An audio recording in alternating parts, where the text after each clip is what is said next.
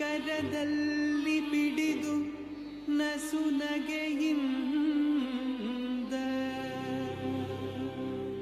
ಪಡುಗಡಲ ನೋಡುತ್ತಿಹ ವದನಾರವಿಲ್ದ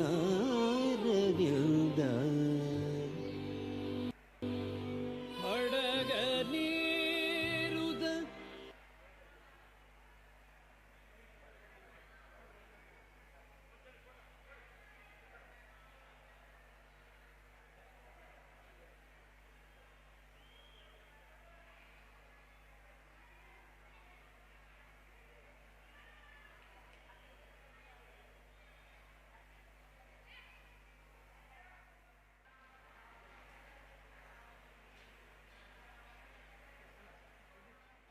ಎಲ್ಲರಿಗೂ ನಮಸ್ಕಾರ.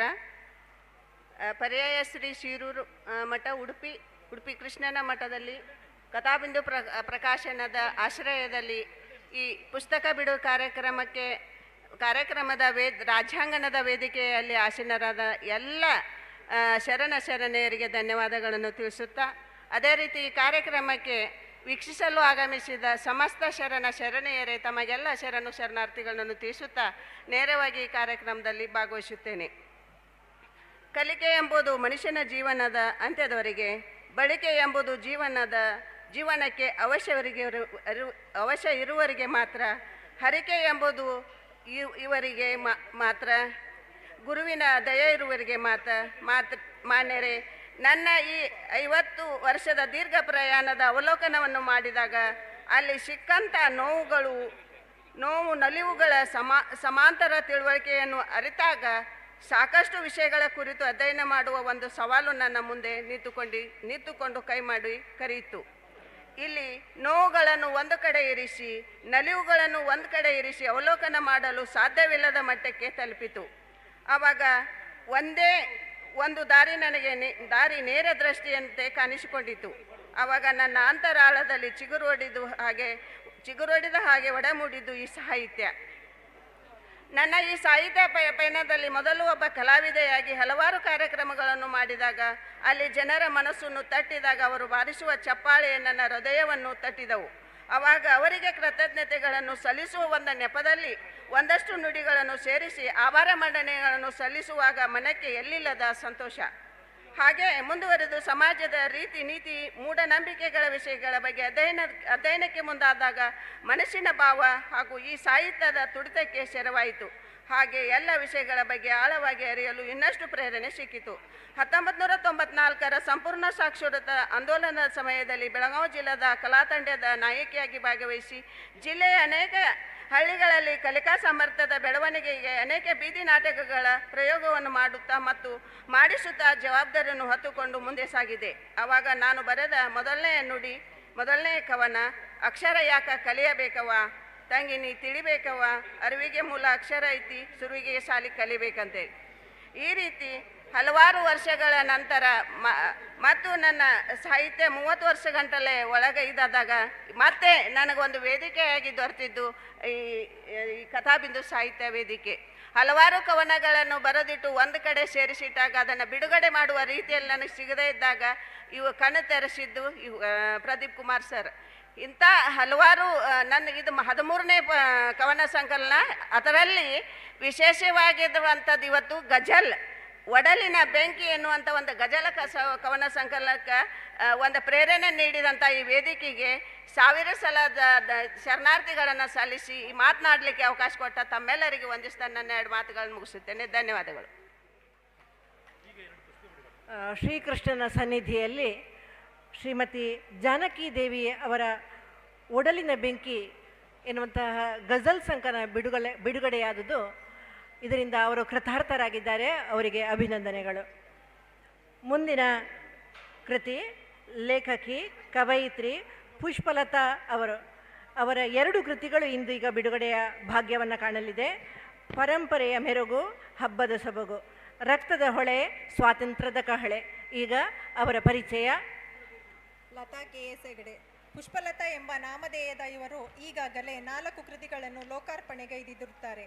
ಕಾವ್ಯಲತೆ ಕವನ ಸಂಕಲನ, ಪ್ರೇಮಶಾಮನ ಮಧುಲತೆ ಚುಟುಕು ಸಂಕಲನ, ಕನ್ನಡದ ತರುಲತೆ ಕವನ ಸಂಕಲನ, ಗುಬ್ಬಿಯ ಗೂಡು ಕಥಾ ಸಂಕಲನಕ್ಕೆ ನೀಡಿರುವ ಅಭೂತಪೂರ್ವ ಮೆಚ್ಚುಗೆ ಹಾಗೂ ಪ್ರೋತ್ಸಾಹದ ಫಲವಾಗಿ ಈಗ ಸ್ವಾತಂತ್ರ್ಯ ಸಂಗ್ರಾಮದ ಕ್ರಾಂತಿಕಾರಿಗಳ ಜೀವನಗಾಥೆಯ ಕುರಿತು ಬರೆದಿರುವ ಲೇಖನಗಳು ಅವರಿಂದ ಹೊರಹೊಮ್ಮುತ್ತಿದೆ. ಅಭಿನಂದನೆಗಳು ಮೇಡಮ್ ನಿಮಗೆ.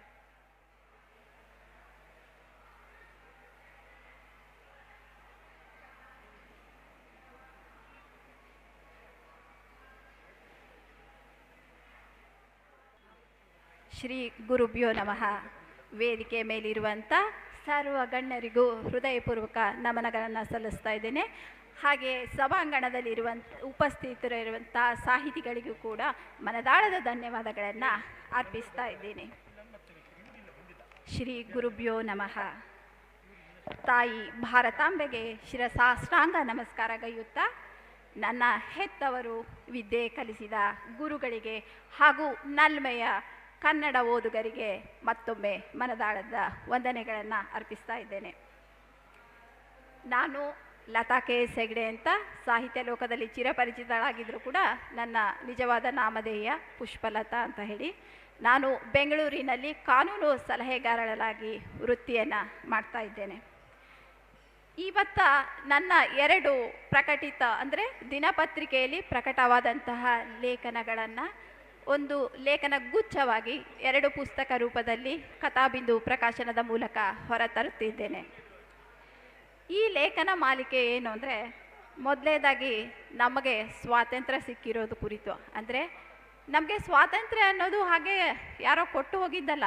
ನಮ್ಮ ಕ್ರಾಂತಿಕಾರಿಗಳು ಅವರ ರಕ್ತವನ್ನು ಯಾವ ರೀತಿ ಹೊಳೆ ಹರಿಸಿ ಅದರಿಂದ ಒಂದು ಸ್ವಾತಂತ್ರ್ಯದ ಕಹಳೆ ಊದುವಂತೆ ಮಾಡಿದರು ಅನ್ನೋದು ಕೂಡ ನಮಗೆಲ್ಲ ಅಭಿಮಾನದ ಸಂಗತಿ.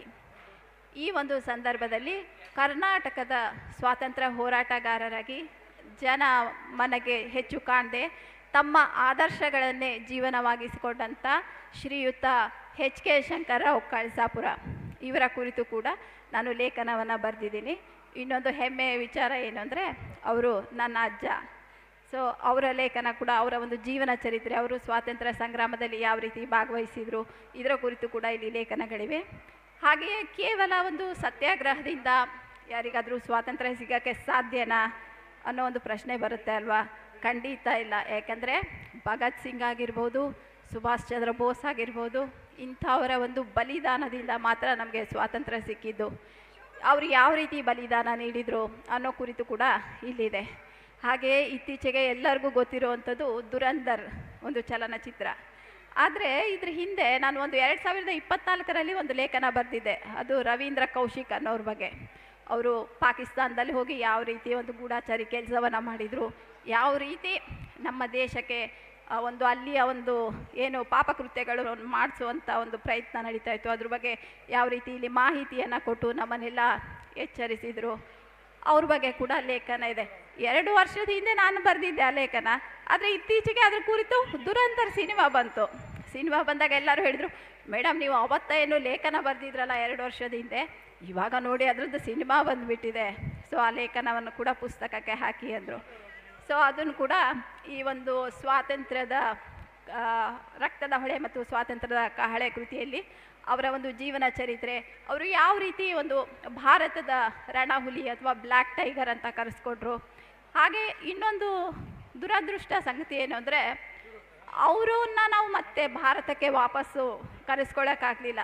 ಆದರೆ ಅಭಿನಂದನ್ ಅನ್ನೋರೇನು ಹಿಂದೆ ಏರ್ಕ್ರಾಫ್ಟ್ ಇದರಲ್ಲಿ ಸಿಗಾಬಿದ್ದಿದ್ರು ಪಾಕಿಸ್ತಾನದಲ್ಲಿ, ಅವ್ರನ್ನ ಬರೀ ಒಂದು ಫೋನ್ ಕಾಲ್ ಮೂಲಕ ನಾವು ವಾಪಸ್ ಕರೆಸ್ಕೊಂಡ್ವಿ ಜೀವಂತವಾಗಿ, ಅದು ಕೂಡ.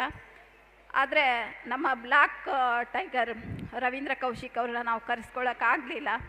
ಅವರು ನಮ್ಮ ದೇಶಕ್ಕಾಗಿ ಬರೀ ತಮ್ಮ ಒಂದು ಜೀವನವನ್ನು ಮಾತ್ರ ಅಲ್ಲ, ತಮ್ಮ ತನು ಮನ ಅದನ್ನು ಎಲ್ಲವನ್ನು ಅರ್ಪಿಸಿದರು. ಸೊ ಇಂಥವರ ಕೂಡ ಒಂದು ಪ್ರಾತಸ್ಮರಣೀಯರು ಅಂತ ಹೇಳ್ಬೋದು. ಅವರ ಒಂದು ಜೀವನ ಚರಿತ್ರೆ ಕೂಡ ನನ್ನ ಲೇಖನ ಗುಚ್ಛದಲ್ಲಿದೆ. ಹಾಗೆ ನಂದು ಮತ್ತೊಂದು ಕೃತಿ, ಅದು ಕೂಡ ಒಂದು ಎಲ್ಲ ಲೇಖನಗಳು ಪ್ರಕಟಿತ ಲೇಖನಗಳದ್ದೇ. ಅದು ಬಂದ್ಬಿಟ್ಟು ಪರಂಪರೆಯ ಮೆರುಗು ಮತ್ತು ಹಬ್ಬದ ಸೊಬಗು ಅಂಥೇಳಿ. ಅಂದರೆ ಏನಾಗಿದೆ ಅಂದರೆ ಇತ್ತೀಚಿನ ಒಂದು ಜನ್ರೇಷನ್, ಈಗಿನ ಏನು ಯುವ ಪೀಳಿಗೆ ಅಂತೀವಿ, ಅವರಿಗೆ ಹಬ್ಬ ಅಂದರೆ ಗೊತ್ತಿರೋದೇನು ಅಂದರೆ ಬರೀ ರಜೆ ಸಿಗುತ್ತೆ ಅಷ್ಟೇ. ಹಬ್ಬ ಅಂದರೆ ರಜೆ. ಹಬ್ಬ ಯಾತಕ್ಕೆ ಆಚರಿಸ್ಬೇಕು, ಹಬ್ಬದ ಆಚರಣೆ ಹಿಂದಿನ ಹಿನ್ನೆಲೆ ಏನು, ನಾವು ಗಣೇಶನಾಗಲಿ ಶಿವನಾಗಲಿ ಯಾಕೆ ಮನೇಲಿ ಪೂಜಿಸ್ತೀವಿ, ಅವ್ರನ್ನ ಯಾಕೆ ಮನೆಗೆ ಕರ್ಕೊಂಬರ್ತೀವಿ, ಜನ್ಮಾಷ್ಟಮಿಯನ್ನು ಯಾಕೆ ಆಚರಿಸ್ತೀವಿ, ಅದರ ಹಿಂದಿನ ಒಂದು ಏನು ವಿಶಿಷ್ಟತೆ ಇದೆ. ಹಾಗೆ ನಮಗೆ ಯುಗಾದಿ ಯಾಕೆ ಹೊಸ ವರ್ಷ, ಹ್ಯಾಪಿ ನ್ಯೂ ಇಯರ್ ಯಾಕೆ ನಮಗೆ ಹೊಸ ವರ್ಷ ಅಲ್ಲ. ಹಾಗೆ ಈಗೇನು ಇದು ಹೊಸ ಟ್ರೆಂಡ್ ನಡೀತಾ ಇದೆ, ಪ್ರೇಮಿಗಳ ದಿನಾಚರಣೆ, ಅದು ನಮಗೆ ಅವಶ್ಯಕತೆನಾ, ಅಥವಾ ಅದೇ ದಿವಸ ನಮ್ಮಲ್ಲಿ ಕರಾಳ ದಿನ ಅಂತ ಆಚರಿಸ್ತೀವಿ, ಅದು ಮುಖ್ಯನಾ? ಹೀಗೆ ಅನೇಕ ಒಂದು ಪ್ರಶ್ನೆಗಳು ಇದೆ. ಅದರ ಕುರಿತು ಈ ಒಂದು ಹಬ್ಬಗಳ ಒಂದು ಸೊಬಗಿನಲ್ಲಿ ಸಂಪೂರ್ಣ ವಿವರವಾಗಿ ವಿವರಿಸಿದ್ದೀನಿ. ಅಲ್ಲಿ ಕೂಡ ಅಷ್ಟೇ, ನಮ್ಮ ಒಂದು ಹಿಂದೂ ಸಂಪ್ರದಾಯದ ಪ್ರಕಾರ ನಮ್ಮ ಹಬ್ಬಗಳಿರಲಿ, ನಮ್ಮ ಹೊಸ ವರ್ಷ ಇರಲಿ, ಅದು ಯುಗಾದಿಯಿಂದನೇ ಶುರು ಆಗೋದು. ಅದ್ರ ಬಗ್ಗೆ ಕೂಡ ಹೆಚ್ಚಿನ ವಿವರ ಇದೆ. ಹಾಗೆ ಈಗಿನ ಒಂದು ಜೆನ್ಜಿ ಮಕ್ಕಳಿರ್ಬೋದು, ಆಲ್ಫಾ ಮಕ್ಕಳಿರ್ಬೋದು, ಅಥವಾ ಈಗಿನ ಬೀಟಾ ಮಕ್ಕಳಿರ್ಬೋದು, ಅವ್ರಿಗೆ ಹಬ್ಬ ಅಂದರೆ ಏನೂ ಇಲ್ಲ. ಏನು ಹಬ್ಬ ಅಂದರೆ ಹಾಲಿಡೇಸ್ ಅಷ್ಟೇ. ಹಬ್ಬ ಅಂದರೆ ಹೋಗಿ ಎಂಜಾಯ್ ಮಾಡೋದು. ಅದರ ಹೊರತು ಹಬ್ಬದ ಆಚರಣೆ ಯಾಕೆ ಮಾಡ್ತಾರೆ, ನಮ್ಮ ಪೂರ್ವಜರು ಯಾಕೆ ಇಂಥ ಹಬ್ಬನ ಹೀಗೆ ಮಾಡಬೇಕು, ಈಗ ಸಂಕ್ರಾಂತಿಗೆ ಯಾಕೆ ನಾವು ಎಳ್ಳು ಬೆಲ್ಲ ತಿನ್ನಬೇಕು, ಯುಗಾದಿಗೆ ಯಾಕೆ ಬೇವು ಬೆಲ್ಲ ತಿನ್ನಬೇಕು, ಹೀಗೆಲ್ಲ ಒಂದು ಮೌಲ್ಯಗಳನ್ನು ಆಯಾ ಒಂದು ಕಾಲವಿಧಿಗೆ ಅನುಸಾರವಾಗಿ ಅವರು ಒಂದು ಒಳ್ಳೆಯ ಶಿಸ್ತುಬದ್ಧವಾಗಿ ನಮ್ಗೆ ಹಾಕ್ಕೊಟ್ಟಿದ್ದಾರೆ ಒಂದು ಪರಂಪರೆನ. ಆದರೆ ಅದನ್ನು ನಾವು ಯಾರಾದರೂ ಪಾಲಿಸ್ತಾ ಇದ್ದೀವಾ, ಅಥವಾ ಎಷ್ಟರ ಮಟ್ಟಿಗೆ ಪಾಲಿಸ್ತಾ ಇದ್ದೀವಿ, ಹೀಗೆ ನಮ್ಮಲ್ಲೇ ಒಂದು ಚಿಂತನ ಮಂಥನವನ್ನು ಮಾಡಿಕೊಳ್ಬೇಕು. ಅದರ ಕುರಿತು ಮುಂದಿನ ಪೀಳಿಗೆಗೆ ನಾವು ತಿಳಿಸ್ಕೊಡ್ಬೇಕು ಅನ್ನೋ ವಿಚಾರವಾಗಿ ಕೂಡ ನನ್ನ 2ನೇ ಪುಸ್ತಕದಲ್ಲಿ ಸವಿವರವಾಗಿ ತಿಳಿಸಿದ್ದೇನೆ. ಯಾಕಂದರೆ ಈ ಪುಸ್ತಕನ ನನ್ನ ಏನು ಚಿಕ್ಕ ಮಕ್ಕಳಿದ್ದಾರೆ ಅವರಿಗೆ ಮುಂದೆ ನಮ್ಮ ಅಮ್ಮ ಯಾಕೆ ಮಾಡ್ತಿದ್ರು ಹಬ್ಬ, ನಮ್ಮ ಅಜ್ಜಿ ಯಾಕೆ ಮಾಡ್ತಿದ್ರು, ಅದರ ಹಿನ್ನೆಲೆ ಏನು ಅನ್ನೋದು ಮಕ್ಕಳಿಗೆ ಕೂಡ ಗೊತ್ತಾಗಬೇಕು ಅನ್ನೋದು. ಸೊ ಹಾಗಾಗಿ ನಾನು 2 ಪುಸ್ತಕಗಳನ್ನು ಕೂಡ ಇದು ಬರೆದಿರುವಂಥ ಪ್ರತಿ ಲೇಖನ ಕೂಡ ಬೆಂಗಳೂರಿಂದ ಹಿಡಿದು ರಾಜ್ಯದ ವಿವಿಧ ಪತ್ರಿಕೆಗಳಲ್ಲಿ ಪ್ರಕಟವಾಗಿರುವಂಥ ಲೇಖನಗಳೇ ಆಗಿದೆ. ಆ ಪ್ರಕಟಿತ ಲೇಖನಗಳನ್ನು ಯಾವುದು ನಾನು ಇಲ್ಲಿ ಸೇರಿಸಲಿಲ್ಲ, ಅದನ್ನೆಲ್ಲ ಮುಂದೊಂದು ಪುಸ್ತಕ ಮಾಡೋಣ ಅಂತ ಯೋಚನೆ ಇದೆ. ಹಾಗೆ ಇಲ್ಲಿ ಒಂದು ಈ ಕಥಾಬಿಂದು ಪ್ರಕಾಶನದಲ್ಲಿ ನನ್ನದು ಇದು 5ನೇ ಪುಸ್ತಕ. ಇಷ್ಟು ಪುಸ್ತಕವನ್ನು ಕೂಡ ನನಗೆ ಒಂದು ಪ್ರಕಾಶನ ಮಾಡಿಕೊಟ್ಟವರಂಥವ್ರು ನಮ್ಮ KV ಪ್ರದೀಪ್ ಸರ್ ಅವರು. ಕಥಾಬಿಂದು ಅಂದರೆ ಈಗ ಪ್ರತಿಯೊಬ್ಬ ಸಾಹಿತಿಗಳು ಕೂಡ ಇದು ಮನೆಯ ಒಂದು ಪ್ರಕಾಶನ ಸಂಸ್ಥೆ ಅಂತೆ ಆಗಿದೆ. ಪ್ರದೀಪ್ ಸರು ನಮಗೆ ಒಳ್ಳೆ ಹಿರಿಯ ಸಹೋದರರಂತೆ, ಒಂದು ಕುಟುಂಬದ ಹಿರಿಯರಂತೆ ನಿಂತ್ಕೊಂಡ್ಬಿಟ್ಟು ಪ್ರತಿಯೊಬ್ಬ ಸಾಹಿತಿಗೂ ಕೂಡ ಮಾರ್ಗದರ್ಶನ ಕೊಡ್ತಾ ಇದ್ದಾರೆ. ಅಲ್ಲದೆ ಈ ಒಂದು ಉಡುಪಿಯ ರಾಜಸಭಾಂಗಣದಲ್ಲಿ ಶ್ರೀ ಕೃಷ್ಣನ ಒಂದು ಕೃಪಾಶೀರ್ವಾದ ಪ್ರತಿಯೊಬ್ಬ ಸಾಹಿತಿಗಳಿಗೂ ಇರಲಿ ಅಂತ ಅವರ ಒಂದು ಸತತ ಪರಿಶ್ರಮ ನಮ್ಮೆಲ್ಲರನ್ನ ಇಲ್ಲಿ ಒಗ್ಗೂಡಿಸಿದೆ. ಹಾಗೆಯೇ ಮತ್ತೊಂದು ಸಂತೋಷ ಮತ್ತು ಸಂಭ್ರಮದ ವಿಷಯ ಏನು ಅಂದರೆ, ಈ ಒಂದು ಕಾರ್ಯಕ್ರಮದಲ್ಲಿ ನನ್ನ ಹೆತ್ತವರು ಇಲ್ಲ ಅಂದರೂ ಕೂಡ ನನ್ನ ಚಿಕ್ಕಮ್ಮಂದಿರು ಇಲ್ಲಿದ್ದಾರೆ. ಅವರು ಸಾಮಾನ್ಯ ಅಂತ ಹೇಳೋಕ್ಕೆ ಇಷ್ಟಪಡಲ್ಲ, ಅವರಲ್ಲೇ ಒಂದು ವಿಶೇಷ ಪ್ರತಿಭೆ ಇದೆ. ಆಮೇಲೆ ಅವ್ರಿಗೇನು ಅಂದರೆ ನಮ್ಮ ಅಜ್ಜ ಅಂದರೆ HK ಶಂಕರರಾವ್ ಏನು ಸ್ವಾತಂತ್ರ್ಯ ಹೋರಾಟಗಾರರಿದ್ದರು, ಅವರ ಆಶೀರ್ವಾದ ಅವ್ರ ಮೂಲಕ ನಮಗೆ ಇವತ್ತು ಸಿಗ್ತಾ ಇದೆ. ಮತ್ತೊಮ್ಮೆ ಅವಕಾಶ ನೀಡಿದಂಥ ಶ್ರೀಯುತ ಪ್ರದೀಪ್ ಸರ್ ಕಥಾಬಿಂದು ಅವರಿಗೂ, ಹಾಗೆ ವೇದಿಕೆ ಮೇಲಿರುವಂಥ ಪ್ರತಿಯೊಬ್ಬ ಗಣ್ಯರಿಗೂ ಕೂಡ ಮನದಾಳದ ಧನ್ಯವಾದಗಳನ್ನ ಅರ್ಪಿಸ್ತಾ ಬರೆದಿರುತ್ತಾರೆ. ವೃತ್ತಿಯಲ್ಲಿ RN ಶೆಟ್ಟಿ ಪಾಲಿಟೆಕ್ನಿಕ್ನ ಆಟೋಮೊಬೈಲ್ ಇಂಜಿನಿಯರಿಂಗ್ ವಿಭಾಗದ ಹೆಡ್ ಆಫ್ ದಿ ಡಿಪಾರ್ಟ್ಮೆಂಟ್ ಆಗಿ ಕಾರ್ಯನಿರ್ವಹಿಸುತ್ತಿದ್ದಾರೆ. ಇವರು ಸುಮಾರು 60ಕ್ಕೂ ಹೆಚ್ಚು ಕಿರುತೆರೆಯಲ್ಲಿ ಅಭಿನಯಿಸಿದ್ದಾರೆ. ಇತ್ತೀಚೆಗೆ ನಟಿಸಿದ ಅಟುಳಾ ಕಿರುಚಿತ್ರ ಸುಮಾರು ಪ್ರಶಸ್ತಿಗಳನ್ನು ಗಳಿಸಿದ್ದು ಪ್ರಶಂಸನೀಯ. ಇತ್ತೀಚೆಗೆ ಎಕ್ಸೋಬ್ರಿಕ್ಸ್ ಫಿಲ್ಮ್ ಫೆಸ್ಟಿವಲ್ 24 ರಷ್ಯಾದಲ್ಲಿ ನಮ್ಮ ಅಟುಳಾ ಕಿರುಚಿತ್ರವನ್ನು ಪ್ರೇಕ್ಷಕರಿಗೆ ಪ್ರದರ್ಶಿಸಿ ಪ್ರೇಕ್ಷಕರಿಂದ ಉತ್ತಮ ಪ್ರತಿಕ್ರಿಯೆ ಪಡೆದಿರುವುದು ಹೆಮ್ಮೆಯ ಸಂಗತಿ. ಸುಮಾರು 75ಕ್ಕೂ ಹೆಚ್ಚು ಯಕ್ಷಗಾನದಲ್ಲಿ ಅಭಿನಯ, 100ಕ್ಕೂ ಹೆಚ್ಚು ನಾಟಕಗಳಲ್ಲಿ ಅಭಿನಯ, ಕೆಲವು ನಾಟಕಗಳ ರಚನೆ ಮತ್ತು ನಿರ್ದೇಶಕರು ಸಹ ಆಗಿರುತ್ತಾರೆ. ಇವರು ಕತೆ, ಕವನ, ಗಜಲ್, ಕಾನ್ಸಿ, ರುಬಾಯಿ, ಚುಟುಕು, ವಚನ ಇತ್ಯಾದಿ ಕವಿತೆಗಳನ್ನು ಸಾಹಿತ್ಯದ ಸುಮಾರು ಪ್ರಕಾರಗಳಲ್ಲಿ ಬರೆಯುತ್ತಾರೆ. ಬರೆದ ಅಂಕಣಗಳು ಕರ್ನಾಟಕ ವೈಭವ, ಭಾರತದ ವೈಭವಗಳು ಹಾಗೂ ಬದುಕು, ಕುಂಬಳಕಾಯಿ, ಹಾಸ್ಯ ಲೇಖನದ ಮಾಲೆ ಜನಪ್ರಿಯಗೊಂಡಿವೆ. ದೇಶ ವಿದೇಶ ಸುತ್ತಿದ ಶ್ರೀಯುತರು ಉತ್ತಮ ವಾಗ್ಮಿ ಕಾರ್ಯನಿರೂಪಕರು, ಶಿಕ್ಷಣ ತಜ್ಞರು ಸಹ ಹೌದು. ಅನೇಕ ಸಂಘ ಸಂಸ್ಥೆಗಳ ಸದಸ್ಯರಿಗೆ ತರಬೇತುದಾರರಾಗಿ ಅಂತಾರಾಜ್ಯದಲ್ಲಿ ಭಾಷಣಕಾರರಾಗಿ ಗುರುತಿಸಿಕೊಂಡವರು. ಅನೇಕ ಕತೆ, ಕಾವ್ಯ, ಕವನ, ಕಮ್ಮಟಗಳಲ್ಲಿ ಭಾಗವಹಿಸಿ ಪ್ರಶಸ್ತಿ ಪಡೆದವರು. ಆಕಾಶವಾಣಿ ಹಾಗೂ ರೇಡಿಯೋ ಕುಂದಾಪುರ 89.6 FM ಇವರು ನಡೆಸಿಕೊಡುವ ಕಾರ್ಯಕ್ರಮ ಜನಮನ್ನಣೆ ಗಳಿಸಿರುತ್ತದೆ. ಇವರು ಸಾಹಿತ್ಯ ಬೆಳವಣಿಗೆಯನ್ನು ಗಮನಿಸಿ ಕಲ್ಯಾಣ ಕರ್ನಾಟಕ ವಿಭೂಷಣ ರಾಜ್ಯ ಪ್ರಶಸ್ತಿ ನೀಡಿ ಶ್ರೀಯುತರನ್ನು ಬೀದರಿನಲ್ಲಿ ಗೌರವಿಸಿದೆ. ಇತ್ತೀಚೆಗೆ ಧಾರವಾಡ ವಿಶ್ವವಿದ್ಯಾನಿಲಯ ಹಾಗೂ ಕನಕ ಅಧ್ಯಯನ ಪೀಠ ಬೇಂದ್ರೆ ನುಡಿಸಿರಿ ಪ್ರಧಾನಿ ಪ್ರಶಸ್ತಿ ಗೌರವಿಸಿದೆ. ಇವರು ಕಾಸರಗೋಡು ಕನ್ನಡ ಪಯಸ್ವಿನಿ ಅಚೀವ್ಮೆಂಟ್ ಅವಾರ್ಡ್ ಪುರಸ್ಕೃತರು. ಹಂಪಿ ಕನ್ನಡ ವಿದ್ಯಾಲಯದ ಆನ್ಲೈನ್ ಕಾರ್ಯಕ್ರಮದಲ್ಲಿ ಮುಖ್ಯ ಅತಿಥಿಯಾಗಿ ನಾಟಕ ಬೆಳೆದು ಬಂದ ಹಾದಿಯ ಕುರಿತು ಮಾತನಾಡಿದ್ದಾರೆ. ಹಲವಾರು ಸಾಹಿತ್ಯದ ಪರ ಸಂಘ ಸಂಸ್ಥೆಯಲ್ಲಿ ನಿರಂತರ ಚಟುವಟಿಕೆಯಿಂದ ತನ್ನನ್ನು ತೊಡಗಿಸಿಕೊಂಡ ನಾಯಕ ಇವರು. ಅಲ್ಲದೆ ಇವರು ಆಮಂತ್ರಣ ಉಡುಪಿ ಸಾಹಿತ್ಯ ಹಾಗೂ ಸಾಂಸ್ಕೃತಿಕ ಬಳಗದ ಉಪಾಧ್ಯಕ್ಷರಾಗಿಯೂ ಸೇವೆ ಸಲ್ಲಿಸುತ್ತಿದ್ದಾರೆ. ಮಲೆನಾಡು ಹಾಗೂ ಕರಾವಳಿ ಎಂದರೆ ಸಾಕು ಕರ್ನಾಟಕದ ಪ್ರತಿಯೊಬ್ಬರ ಮೈ ರೋಮಾಂಚನವಾಗುತ್ತದೆ. ಇಂಥ ಒಂದು ಪುಸ್ತಕವನ್ನು ಮಲೆನಾಡು ಹಾಗೂ ಕರಾವಳಿಯ ಸೊಬಗನ್ನು ಚೇಂಪಿ ದಿನೇಶ್ ಆಚಾರ್ಯ ಅವರು ಇವರ 2ನೇ ಕೃತಿಯಾದ ಚೇಂಪಿ ಡೈರೀಸ್ ಸುತ್ತಾಟದ ಹೆಜ್ಜೆ ಗುರುತುಗಳು ಇದನ್ನು ಇಂದು ಅವರು ಹೊರ ತರುತ್ತಿದ್ದಾರೆ. ಇವರಿಗೆ ನಮ್ಮೆಲ್ಲರ ಪರವಾಗಿ ಅಭಿನಂದನೆಗಳು. ನಾನು ಮೊದಲಿಂದ ಸಹ ನನಗೆ ಚಾರಣ ಮತ್ತು ತಿರುಗಾಟ ಅಂದರೆ ತುಂಬ ಇಷ್ಟ. ಮನೆಯಲ್ಲಿ ನಮ್ಮ ಅಮ್ಮ ಸಹ ಹೇಳೋದು, ಮತ್ತು ನನ್ನ ಮದುವೆ ಆದಮೇಲೆ ನನ್ನ ಹೆಂಡತಿ ಮಕ್ಕಳು ಸಹ ಹೇಳೋದು, ನೀವು ಮನೆಯಲ್ಲಿ ಇರುವುದಿಲ್ಲ, ಸಂಡೇ ಸ್ಯಾಟರ್ಡೆ ಕಾಲಿಗೆ ಚಕ್ರ ಕೊಟ್ಟುಕೊಂಡು ತಿರುಗೋರು ಅಂತೇಳಿ ಹೇಳಿ. ಎಲ್ಲಿವರೆಗೆ ಅಂತೇಳಿ ಹೇಳಿದರೆ ನನ್ನ ಎಂಗೇಜ್ಮೆಂಟ್ ಆದ ದಿವಸ ನಾನು ನನ್ನ ಹೆಂಡತಿಗೆ ರಿಂಗ್ ಎಕ್ಸ್ಚೇಂಜ್ ಮಾಡಿ ಮಧ್ಯಾಹ್ನ 3 ಗಂಟೆಗೆ ಎತ್ಕೊಂಡು ನಾನು ಮತ್ತೆ ನನ್ನ ಪ್ರವಾಸಕ್ಕೆ ಹೋಗಿದ್ದೇನೆ. ಅಂಥ ಒಂದು ಬಿಸಿ ಶೆಡ್ಯೂಲ್ ನನ್ನದು. ಹಾಗಾಗಿ ಅದೇ ಅನುಭವಗಳ ನಾನು ಎಲ್ಲಿ ಕರ್ನಾಟಕದಲ್ಲೆಲ್ಲ ಸುತ್ತಾಡಿದ್ದೇನೆ, ದೇಶ ವಿದೇಶ ಸುತ್ತಾಡಿದ್ದೇನೆ, ಅದೆಲ್ಲ ಬರಿಬೇಕಷ್ಟೇ. ಇದು ಕರ್ನಾಟಕದಲ್ಲಿ ನಾನು ಸುತ್ತಾಡಿದ ಕೆಲವು ಜಾಗಗಳ ಬಗ್ಗೆ ಮಾಹಿತಿ ಮತ್ತು ಇದನ್ನು ಈ ಪುಸ್ತಕಗಳಿದೆ. ಅದೇನೇ ಚೇಂಪಿ ಡೈರೀಸ್ ಅನ್ನುವ ಒಂದು ಸುತ್ತಾಟದ ಹೆಜ್ಜೆ ಗುರುತುಗಳು ಎನ್ನುವ ನಿಟ್ಟಿನಲ್ಲಿ ನಾನು ಬರೆದಿದ್ದೇನೆ. ನನಗೆ ಸಹಕಾರ ಕೊಟ್ಟವರು ಅನೇಕ, ಅವರೆಲ್ಲವನ್ನೂ ಸ್ಮರಿಸಿಕೊಳ್ತಾ ನನ್ನ ತಂದೆ ತಾಯಿ ಮತ್ತು ನನ್ನ ಮನೆಯವರು ಹಾಗೆ ನನ್ನ ಮಗ ಮತ್ತು ನನ್ನ ಎಲ್ಲ ಸಾಹಿತ್ಯ ಪ್ರಕಾಶನಗಳು, ಈ ಕಥಾಬಿಂದು ಪ್ರಕಾಶನದಲ್ಲಿ ಈ ಒಂದು ನನ್ನ ಪುಸ್ತಕ ಬಿಡುಗಡೆಗೊಳ್ತಿರೋದು ನನಗೆ ತುಂಬ ಹೆಮ್ಮೆ. ಇದು ರಾಜಾಂಗಣದಲ್ಲಿ, ಶಿರೂರು ಮಠದಲ್ಲಿ. ಹಾಗಾಗಿ ಅವರೆಲ್ಲರ ನನ್ನ ಅಭಿಮಾನ, ಅವರ ಪ್ರೀತಿ, ವಿಶ್ವಾಸ ನನ್ನ ಮೇಲೆ ಇರಲಿ ಅಂತ ಎಲ್ಲ ಶುಭ ಹಾರೈಸಿ ತಮಗೆಲ್ಲರಿಗೂ ಸಹ ಧನ್ಯವಾದ ಅರ್ಪಿಸ್ತಾ ವಂದನೆಗಳು. ಮುಂದಿನ ಕೃತಿಕಾರರು ವೀಣಾ ಪ್ರಭಾಕರ್. ಇವರ ಭಾವಪ್ರಭಾ ಎನ್ನುವಂತಹ ಕವನ ಸಂಕಲನ ಇದೀಗ ಬಿಡುಗಡೆಗೊಳ್ಳಲಿದೆ. ಚುರುಕು ಸ್ವಭಾವದ ವೀಣಾ ಪ್ರಭಾಕರ್ ಇವರು ತಮ್ಮ ಕಾಲೇಜು ದಿನಗಳಲ್ಲಿ ಬರವಣಿಗೆಯಲ್ಲಿ ಆಸಕ್ತಿ ಹೊಂದಿದ್ದು ಅನೇಕ ಸಾಹಿತ್ಯ ವೇದಿಕೆಗಳಲ್ಲಿ ನಿರಂತರ ಚಟುವಟಿಕೆಗಳಲ್ಲಿ ಲವಲವಿಕೆಯಿಂದ ಭಾಗವಹಿಸಿ ಅನೇಕ ಬಹುಮಾನಗಳನ್ನು ಪಡೆದಿರುತ್ತಾರೆ. ಇದೀಗ ಅವರು ಇಂದು ತಮ್ಮ ಚೊಚ್ಚಲ ಕವನ ಸಂಕಲನ ಭಾವಪ್ರಭಾವವನ್ನು ತಮ್ಮೆಲ್ಲರ ಮುಂದೆ ಬಿಡುಗಡೆಗೊಳಿಸಲಿದ್ದಾರೆ. ಅಭಿನಂದನೆಗಳು ಮೇಡಮ್ ನಿಮಗೆ. ಎಲ್ರಿಗೂ ಕೂಡ ಬೆಳಗಿನ ಶುಭೋದಯಗಳು. ನನ್ನ ಮೊದಲ ಚೊಚ್ಚಲ ಕೃತಿ ಇಂದು ಶ್ರೀಕೃಷ್ಣ ಮಠದಲ್ಲಿ ರಾಜಾಗ್ರಣದಲ್ಲಿ ಬಿಡುಗಡೆಯಾಗಿದೆ. ಈ ಕೃತಿಗೆ ಮೂಲ ಕಾರಣಕರ್ತರು ನನ್ನ ಪತಿದೇವರು ಹಾಗೂ ನನ್ನ ಮನೆಯವರು ಹಾಗೂ ನನ್ನ ಈ ಒಂದು ಕೃತಿಗೆ ಮತ್ತು ನನ್ನ ಬರಹಗಳಿಗೆ ಸದಾ ಪ್ರೋತ್ಸಾಹ ಕೊಡ್ತಿರುವಂತಹ ಹಾಗೂ ಮುನ್ನುಡಿಯನ್ನು ಬರೆಯುವುದರ ಮೂಲಕ ನನಗೆ ಪ್ರೋತ್ಸಾಹ ನೀಡ್ತಿರುವಂತಹ ಶೋಭಾ ದಿನೇಶ್ ಉದ್ಯವರ ಇವರಿಗೆ ನಾನು ವಂದನೆಗಳನ್ನು ಸಲ್ಲಿಸ್ತಾ ಇದ್ದೇನೆ. ಹಾಗೆಯೇ ನನ್ನ ಈ ಕೃತಿ ಬಿಡುಗಡೆಗೆ ಇನ್ನೋರ್ವ ಮುಖ್ಯ ಕಾರಣಕರ್ತರಾದಂತಹ ಪ್ರಜ್ವಲಾ ಶೆಣೈ ಕಾರ್ಕಳ ಲೇಖಕಿ, ಇವರಿಗೂ ಕೂಡ ಧನ್ಯವಾದಗಳನ್ನು ಸಮರ್ಪಿಸ್ತಾ ಇದ್ದೇನೆ. ಹಾಗೆಯೇ ಈ ಕೃತಿ ಬಿಡುಗಡೆಗೆ ಸಹಕಾರ ನಿತ್ತವರು ಇಲ್ಲಿಯ ಈ ಸಾಹಿತ್ಯ ಕಾರ್ಯಕ್ರಮದ ಮುಖ್ಯ ರೂವಾರಿಯಾದಂತಹ ಪ್ರದೀಪ್ ಕುಮಾರ್ ಹಾಗೂ ಚೆಂಪಿ ದಿನೇಶ್ ಅವರಿರ್ಬೋದು, ಇವರೆಲ್ಲರಿಗೂ ಕೂಡ ನಾನು ಹೃತ್ಪೂರ್ವಕವಾದಂತಹ ಧನ್ಯವಾದಗಳನ್ನು ಸಮರ್ಪಿಸ್ತಾ ಇದ್ದೇನೆ.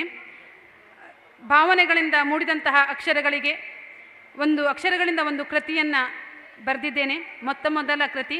ಇದಕ್ಕೆ ಎಲ್ಲರೂ ಕೂಡ ಇದಕ್ಕೆ ಪ್ರೋತ್ಸಾಹ ಇದೆ ಈ ಕೃತಿಗೆ.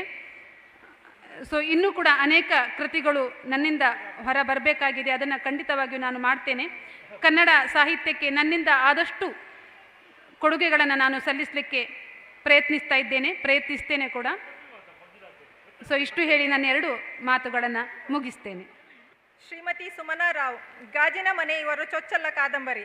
ವೃತ್ತಿಯಲ್ಲಿ ಶಿಕ್ಷಕಿಯಾಗಿದ್ದರು. ಪ್ರವೃತ್ತಿಯಲ್ಲಿ ಸಾಹಿತ್ಯದ ಆಸಕ್ತಿ ಹೊಂದಿರುವವರು. 20 ಮತ್ತು 21ನೇ ಶತಮಾನದ ಕನ್ನಡತಿ ಅತಿ ಹೆಚ್ಚು ಮಹತ್ವದ ಪ್ರಕಾರ ಕಾದಂಬರಿಯನ್ನು ಗಾಜಿನ ಮನೆ ಕಾದಂಬರಿಯಲ್ಲಿ ಇವರು ಒಂದು ಸಾಮಾಜಿಕ ವಸ್ತುವನ್ನು ಹಿಡಿದುಕೊಂಡು ಬರೆದಿರುತ್ತಾರೆ. ಇವರಿಗೆ ಅಭಿನಂದನೆಗಳು. ಎಲ್ಲರಿಗೂ ನಮಸ್ಕಾರ. ನನ್ನ ಚೊಚ್ಚಲ ಕೃತಿ ಇದು ಗಾಜಿನ ಮನೆ. ಒಂದ್ಸಲ ಕುಪ್ಪಳ್ಳಿನಲ್ಲಿ ಕಥಾಬಿಂದು ಪ್ರಕಾಶನದ್ದು ಹಲವಾರು ಪುಸ್ತಕ ಬಿಡುಗಡೆ ಕಾರ್ಯಕ್ರಮ ಇತ್ತು. ಆ ಕಾರ್ಯಕ್ರಮ ನಾನು ಕೂಡ ಭಾಗವಹಿಸಿದ್ದೆ. ಪ್ರದೀಪ್ ಸರ್ ಅವರು ನೋಡಿದಾಗ ನನಗೆ ಖುಷಿ ಅನ್ನಿಸ್ತು. ಪುಸ್ತಕ ಬಿಡುಗಡೆ ಅಂದರೆ ದೊಡ್ಡ ಕಾರ್ಯಕ್ರಮ, ಅದಕ್ಕೋಸ್ಕರ ಇಷ್ಟೊಂದು ವೆಚ್ಚ ಆಗುತ್ತೆ, ಟೈಮ್ ಬೇಕಾಗುತ್ತೆ, ಗೆಸ್ಟ್ಗಳನ್ನ ಕರಿಬೇಕಾಗುತ್ತೆ, ಏನೇನೋ ಕಲ್ಪನೆ ನನ್ನ ಮನಸ್ಸಲ್ಲಿತ್ತು. ಅವರು ನೋಡಿದಾಗ ಕೃತಿ ಬಿಡುಗಡೆ ಹೀಗೂ ಮಾಡ್ಬೋದು ಅನ್ನೋದು ತಿಳ್ಕೊಂಡೆ. ನಾನು ಬರೆಯೋಕ್ಕೆ ಶುರು ಮಾಡಿದ್ದು 2014ರಲ್ಲಿ ಹುಲಿವ ನರಸಿಂಹಸ್ವಾಮಿ ಅವರ ಕಥೆಗಳನ್ನ ಹಿಂದಿಗೆ ಅನುವಾದ ಮಾಡೋಕ್ಕೆ ಶುರು ಮಾಡಿದೆ. ನನಗೆ ಕರೋನಾ ಕಲಿಸಿದ ಪಾಠ ಅಂದರೆ ಸಾಹಿತ್ಯ. ಆವಾಗ ತುಂಬಾ ಹುಚ್ಚೆದ್ಕೊಂಡು ಬರೆಯೋಕ್ಕೆ ಶುರು ಮಾಡಿದೆ. ಆಗ ಮೂಡಿದ್ದೆ ಈ ಗಾಜಿನ ಮನೆ. ಇದನ್ನು ಬಿಡುಗಡೆ ಮಾಡಬೇಕು ಅಂತ ತುಂಬಾ ಪ್ರಯತ್ನ ಪಟ್ಟೆ. ಆದರೆ ನನಗೆ ಸಮಯಾವಕಾಶ ಒಂದು ಸಿಗ್ತಿರ್ಲಿಲ್ಲ, ಸಮಯಗಳು ಸಿಗ್ತಾ ಇರಲಿಲ್ಲ. ಆಗ ನೆನಪಾಗಿದ್ದೇನೆ ನಮ್ಮ ಪ್ರದೀಪ್ ಸರ್. ಇದಕ್ಕೆ ಸೇತುವಾಗಿದ್ದು ಗೋವಿಂದ ಭಟ್ ಸರ್. ಅವ್ರ ಮೂಲಕ ಇವತ್ತಿನ ದಿನ ಗಾಜಿನ ಮನೆ ತೆರೆ ಕಾಣ್ತಾ ಇದೆ. ಇದ್ರ ಬಗ್ಗೆ ನಾನು ಹೇಳೋಕ್ಕೆ ಇಷ್ಟಪಡಲ್ಲ, ಇದನ್ನು ಓದೋರು ಹೇಳಬೇಕು ಅಂತ ನಾನು ಇಷ್ಟಪಡ್ತೀನಿ. ಧನ್ಯವಾದಗಳು. ಡಾಕ್ಟರ್ ರೇಖಾ ಉದಯ ಇವರು ಗಜಲ್ ಸಂಕಲನ ಇಂದು ಬಿಡುಗಡೆಯಾಗುತ್ತಿದ್ದು, ಗಜಲ್ ಮಾತೃಭೂಮಿ ಅರಬ್ ರಾಷ್ಟ್ರಗಳ ನೆಲದ ಮಣ್ಣಿನಲ್ಲಿ ಸ್ಫೋಟಗೊಂಡು ಗಜಲ್ ಆಗಿ ರೂಪ ತಾಳಿರುತ್ತದೆ. ಇಂತಹ ಒಂದು ಗಜಲ್ ಕೃತಿಯನ್ನು ಬಿಡುಗಡೆ ಮಾಡುತ್ತಿರುವ ಡಾಕ್ಟರ್ ರೇಖಾ ಉದಯ್ ಅವರಿಗೆ ನಮ್ಮೆಲ್ಲರ ಪರವಾಗಿ ಅಭಿನಂದನೆಗಳು.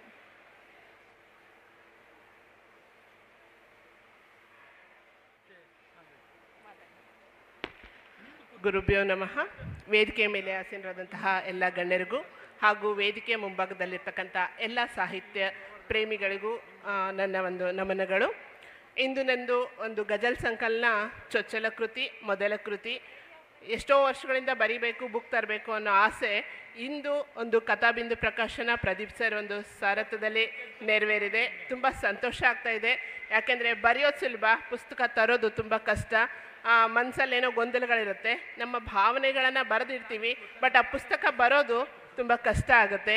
ಬಟ್ ಇಷ್ಟು ಸುಲಭವಾಗಿ ಒಂದು ಪುಸ್ತಕ ಪ್ರದೀಪ್ ಸರ್ ಅವರ ಸಾರಥ್ಯದಲ್ಲಿ ಬಂತು, ಅದು ಶ್ರೀಕೃಷ್ಣನ ಸಾನ್ನಿಧ್ಯದಲ್ಲಿ ಇಂಥ ಒಂದು ರಾಜಾಂಗಣದಲ್ಲಿ ನನ್ನ ಪುಸ್ತಕ ಬಂದಿದೆ ಅಂದರೆ ನನಗೆ ತುಂಬ ಸಂತೋಷ ಆಗ್ತಾ ಇದೆ, ಹೆಮ್ಮೆ ಆಗ್ತಾ ಇದೆ.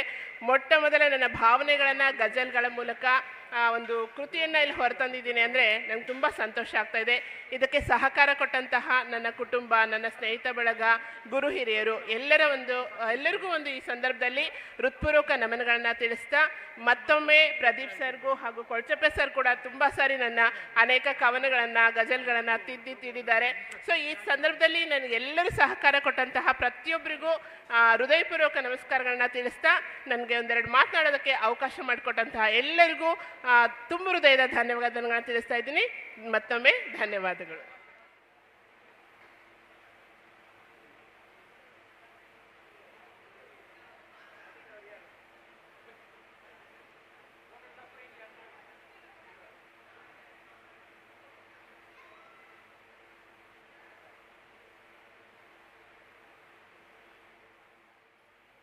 ಎಲ್ಲ ಕನ್ನಡ ಮನಸ್ಸುಗಳಿಗೆ ನಮಸ್ಕಾರ. ಇದು ನನ್ನ ಮೊದಲ ಕೃತಿ, ಕನ್ನಡತೆಗೆ ಕಂಡದ್ದು ಅಂತ ಹೇಳ್ಬಿಟ್ಟು. ಅಂದರೆ ನನಗೆ ಲೇಖನ ಪ್ರಕಾರ ಅಂದರೆ ಸುಮಾರು ಪ್ರಕಾರಗಳನ್ನು ನಾವು ಪ್ರಯತ್ನ ಮಾಡ್ತಾ ಇರ್ತೀವಿ, ಆದರೆ ಲೇಖನ ಪ್ರಕಾರ ನನಗೆ ಯಾಕೋ ಭಾಳಷ್ಟು ಇಷ್ಟ ಆಗುತ್ತೆ. ಹಂಗಾಗ್ಬಿಟ್ಟು ನಾನು ಪ್ರತಿ ವಾರ ಒಂದು ಅಮ್ಮ ಹೇಳಿದ ಕತೆ ಅಂತ ಹೇಳ್ಬಿಟ್ಟು ಒಂದು ಹೊಸಪೇಟೆ ಟೈಮ್ಸ್, ಹೊಸಪೇಟೆ ಅವಳು, ನಾನು ಹಂಪಿ ಹೊಸಪೇಟೆ ಕೇಳಿರ್ಬೋದು ನೀವು. ಈಗ ಮಾತಾಡಿದ್ಲಲ್ಲ ರೇಖಾ, ನನ್ನ ಸಹೋದರಿ ಅವಳು, ನಾನು ಅವಳು ಎಲ್ಲೋದ್ರೂ ಜೊತೆಗೆ ಹೋಗ್ತೀವಿ. ಸೊ ಸಾಹಿತ್ಯದಿಂದ ನಾವು ಅಷ್ಟು ಒಂದು ಪ್ರೀತಿ ವಿಶ್ವಾಸವನ್ನು ಗಳಿಸಿದ್ದೀವಿ ನಾವು. ಅವಳ ಮಗ ಕೂಡ ಬಂದಿದ್ದಾನೆ ಜೊತೆಗೆ. ಭಾಳಷ್ಟು ಸಂತೋಷ ಆಗ್ತಾಯಿದೆ. ಆ್ಯಕ್ಚುಲಿ ನಮಗೆ ನಮ್ಮ ಲೋಕಲಲ್ಲೇ ಅಂದರು, ನಿಮ್ಮ ಪುಸ್ತಕ ಬಿಡುಗಡೆ ಇಲ್ಲೇ ಮಾಡಿರಿ, ಎಲ್ಲೋ ದೂರದಲ್ಲಿ ಯಾಕೆ ಮಾಡ್ತೀರಾ ಅಂತ.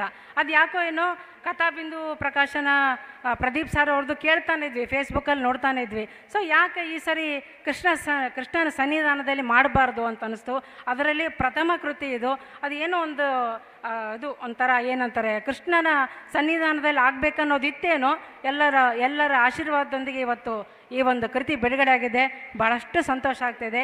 ಈ ಒಂದು ಸನ್ನಿಧಾನ ಯಾವತ್ತೂ ಮರೆಯೋದಿಲ್ಲ. ಎಲ್ಲರಿಗೂ ಧನ್ಯವಾದಗಳು. ವಿಶೇಷವಾಗಿ ಕೊಳ್ಚಪ್ಪೆ ಸರ್ ಅವ್ರಿಗೂ ಕೂಡ ಧನ್ಯವಾದನ ಹೇಳೋಕ್ಕೆ ಇಷ್ಟಪಡ್ತೀನಿ. Thank you. ಸರಿತಾ ಅಂಬರೀಶ್ ಭಂಡಾರಿ ಕುತ್ಪಾಡಿ. ಇವರು ಉಡುಪಿಯ ಕುತ್ಪಾಡಿ ನಿವಾಸಿ. ಉಡುಪಿಯ ಧರ್ಮಸ್ಥಳ ಮಂಜುನಾಥೇಶ್ವರ ಆಯುರ್ವೇದ ಆಸ್ಪತ್ರೆ ಕುತ್ಪಾಡಿ ಉದ್ಯಾವರದಲ್ಲಿ ಸೇವೆ ಸಲ್ಲಿಸುತ್ತಿದ್ದು, ಇವರು ತನ್ನ 5 ವರ್ಷಗಳ ಹಿಂದೆ ಸರಿತಾರವರು ಉತ್ತಮ ವಿಚಾರವಾದಿ ಹಾಗೂ ಸಾಹಿತ್ಯದ ಒಳ್ಳೆಯ ಕಥೆಗಾರ್ತಿಯಾಗಿ, ಕವಯಿತ್ರಿಯಾಗಿ, ವಾಚಕಿಯಾಗಿ ಸಾಹಿತ್ಯ ಲೋಕದಲ್ಲಿ ಗುರುತಿಸಿಕೊಂಡಿದ್ದಾರೆ. ಇವರ ಸ್ತ್ರೀ ಮಾರ್ದನಿ ಸಂಕಲನ ಇಂದು ತಮ್ಮ ಮುಂದೆ ಇಟ್ಟಿದ್ದಾರೆ. ಇವರ ಸ್ತ್ರೀ ಮಾರ್ದನಿಯಲ್ಲಿ ಹೆಣ್ಣಿನ ಶೋಷಣೆ, ದೌರ್ಜನ್ಯ, ದೌರ್ಬಲ್ಯದ ಆಸೆ, ನಿರಾಶೆ, ಹತಾಶೆ, ನೋವುಗಳ ಬಗ್ಗೆ ಬರೆದಿದ್ದಾರೆ. ಇವರಿಗೆ ಶುಭವಾಗಲಿ. ಅಭಿನಂದನೆಗಳು ಮೇಡಮ್.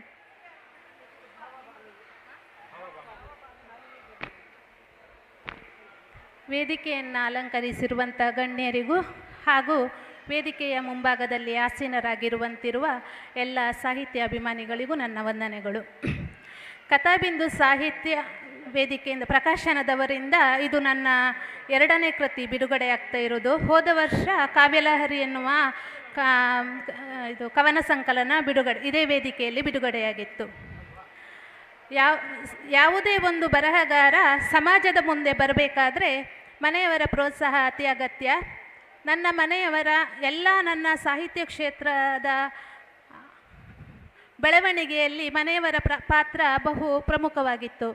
ಹಾಗೆಯೇ ಈ ದಿನ ನನ್ನ ಕಥಾ ಸಂಕಲನ ಬಿಡುಗಡೆಯಾಗುವಲ್ಲಿ ಶ್ರೀ ಪ್ರದೀಪ್ ಕುಮಾರ್ ಸರ್ ಹಾಗೂ ಕೊಳ್ಚಪ್ಪೆ ಗೋವಿಂದ್ ಭಟ್ ಸರ್ ಇವರಿಗೂ ನನ್ನ ಅನಂತ ಧನ್ಯವಾದವನ್ನು ಹೇಳಲು ಇಷ್ಟಪಡ್ತೇನೆ. ಹಾಗೂ ನನ್ನ ಕಥಾ ಸಂಕಲನಕ್ಕೆ ಮುನ್ನುಡಿ ಬರೆದ ಶ್ರೀಮತಿ ಶೋಭಾ ದಿನೇಶ್ ಉದ್ಯಾವರ, ಹಾಗೆಯೇ ಬೆನ್ನುಡಿ ಬರೆದಿರುವಂತಹ ಶ್ರೀಮತಿ ಮಾಲತಿ ರಮೇಶ್ ಕೆಮ್ಮಣ್ಣು ಇವರಿಗೂ ಅನಂತ ಧನ್ಯವಾದವನ್ನು ಹೇಳಲು ಇಷ್ಟಪಡ್ತಾ ಇದ್ದೇನೆ. ಹಾಗೂ ನಾನು ಕೆಲಸ ಮಾಡುತ್ತಿರುವಂತಹ STM ಆಯುರ್ವೇದ ಆಸ್ಪತ್ರೆ, ಮಂಜುನಾಥೇಶ್ವರ ಆಯುರ್ವೇದ ಆಸ್ಪತ್ರೆ ಕುತ್ಪಾಡಿ, ಇದರ ನನ್ನ ಮೇಲ್ವಿಚಾರಕರೆಲ್ಲರಿಗೂ ನನ್ನ ಧನ್ಯವಾದವನ್ನು ಹೇಳಲು ಇಷ್ಟಪಡ್ತಾ ಇದ್ದೇನೆ. ಶಾಲಿನಿ ಕೆಮ್ಮಣ್ಣು ಇವರು ತನ್ನ ಭಾವಭಾಮಿನಿ ಇಲ್ಲಿನ 30ರ ಹತ್ತಿರದ ಕವನದಲ್ಲೂ ಒಂದಲ್ಲ ಒಂದು ರೀತಿಯಿಂದ ಓದುಗ ಮಹೋದಯರಿಗೆ ಈ ಮೂಲಕ ತನ್ನ ಸಾಕ್ಷಾತ್ಕಾರವನ್ನು ಕಂಡುಕೊಳ್ಳುವಂತಹ ಪ್ರಯತ್ನವನ್ನು ಮಾಡಿದ್ದಾರೆ. ಮನದ ಮಂದಾರ ಬಯಕೆಯ ಪರಿಮಳದಲ್ಲಿ ಅರಳಿದ ಮಂದಾರ ಆಸೆಗಳ ಗೋಪುರವನ್ನು ಕಟ್ಟಿಕೊಟ್ಟಿದೆ. ಅರೆಕನ್ನಡಿ ಪ್ರಕೃತಿಯ ಪ್ರತಿಬಿಂಬವಾಗಿ ಸೋತ ಮನುಜನ ಬಾಳಿನ ಗೋಳು ನಾಳೆಗೂ ಕಟ್ಟಿಕೊಳ್ಳುವ ಮೂಟೆಯಾಗಿ ಸಮರಸದ ಸಾಮರಸ್ಯದಿಂದ ಯುಗಾದಿಯ ಜೀವನದಾಗಿಯಾಗಿ ಉತ್ಸಾಹಿಯನ್ನು ಇಂಥ ಕವನಗಳನ್ನು ಮಂಡಿಸಿದ್ದಾರೆ. ಇವರಿಗೆ ಅಭಿನಂದನೆಗಳು.